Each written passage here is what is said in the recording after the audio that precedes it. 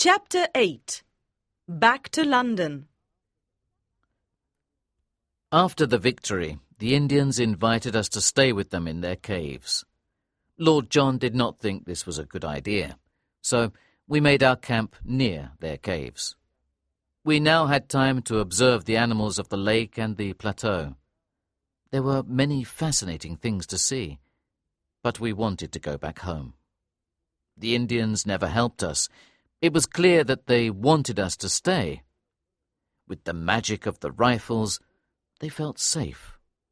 Every time we asked them for rope or wood to build a bridge, they just smiled. Finally, the young chief came to us. He gave us a piece of bark. We took it back to our camp and studied it. "It's very important," I said. "He was very serious when he gave it to us." "Maybe it's a joke," Summerlee suggested. "It's clearly some kind of writing," said Challenger. "It looks like a puzzle," said Lord John. Then he grabbed the piece of bark. "I've got it!" he cried. "How many marks are there? 18. Well, there are 18 caves above us." "He pointed to the caves when he gave it to me," I said. "Well then, it's certain. This is a map of the caves. Here's a cross. What is the cross for?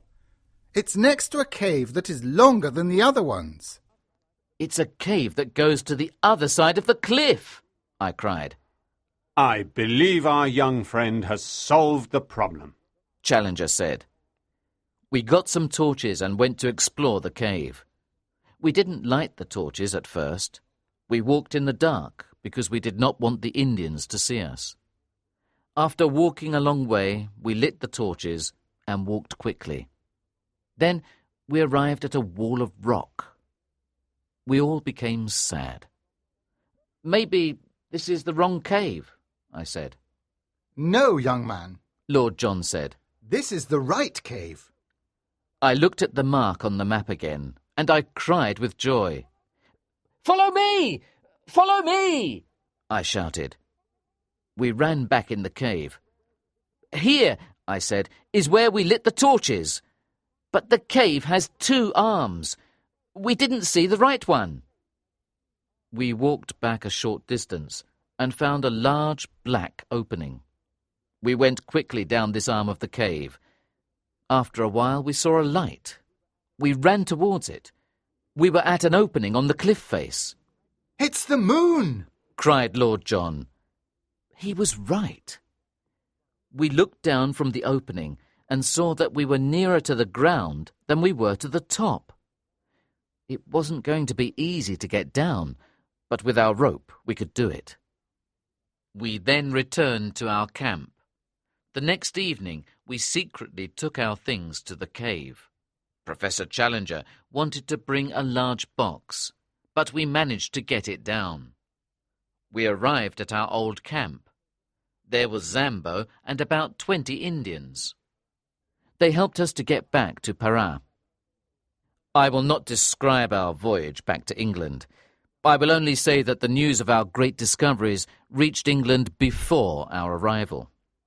We received many telegrams asking us for information, but we decided not to tell the newspapers anything about our discoveries.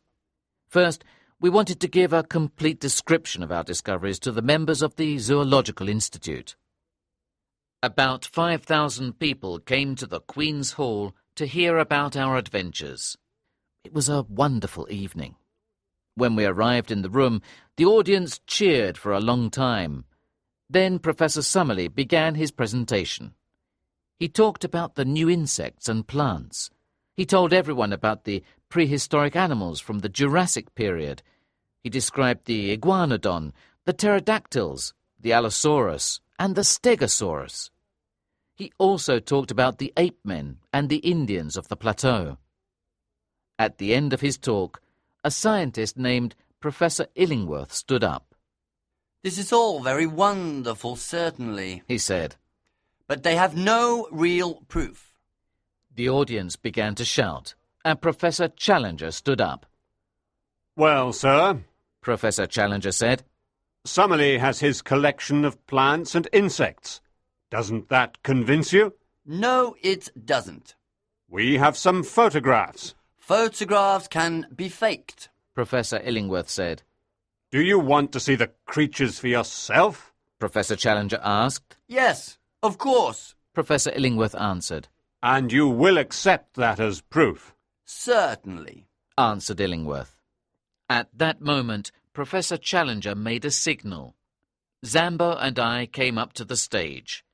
We carried a large, heavy box, which we put down. Professor Challenger took off the cover. He looked into the box and said, Come out, you pretty thing. Then a young pterodactyl jumped up onto the edge of the box. Everybody was shocked. Some ladies screamed. Suddenly, the pterodactyl flew up over the heads of the audience. It flew around in large circles. Shut the windows! Shut the windows! Professor Challenger shouted. But there was an open window, and the pterodactyl flew out. Now everybody believed us, and the crowd carried us out of the hall on their shoulders. We were heroes. But what about Gladys? Now I really was a hero. Well, when I arrived in England, there was no telegram from her. I was very worried and went directly to her house. When I went inside, she was at the piano. "Gladys!" I cried. "Gladys!" She looked at me with surprise. She was different. "Gladys!" I cried. "What's wrong? You're my Gladys. Gladys Hungerton." No, she said. I'm Gladys Potts. This is my husband. Life is certainly absurd. I said hello to a short man with red hair. I told my husband about us. Gladys continued. We have no secrets. Anyway, you left me for your adventure, so I don't think you really loved me very much. I turned to leave, but then I decided to ask Gladys's husband a question. "How did you win her?" I asked. "Did you go to the North Pole? Did you travel with pirates?" That's a little personal, he replied. "Well, just one more question then," I continued. "What's your job?" I work in an office, he replied. I left Gladys and her new husband. I felt angry, but I also laughed at the absurdity of the situation. I will now describe one more scene before I finish. Yesterday, Professor Summerlee, Professor Challenger and I had dinner at Lord John's house. After dinner, Lord John spoke to us. Well, He said, there's one thing I want to tell you. Do you remember that I noticed a strange blue colour around the volcanic holes? Well, I've seen volcanic holes like that only in South Africa, near the great diamond mines of Kimberley. Then he opened a little box and took out about 30 stones. Well, I found these near the hole where we saw the pterodactyls. I didn't tell you about them earlier because I wanted to be certain. Anyway, an expert looked at them. He said they have a price of at least £200,000. Of course, we will divide this money equally. Well, Challenger, what will you do with your 50,000? I think Professor Challenger said.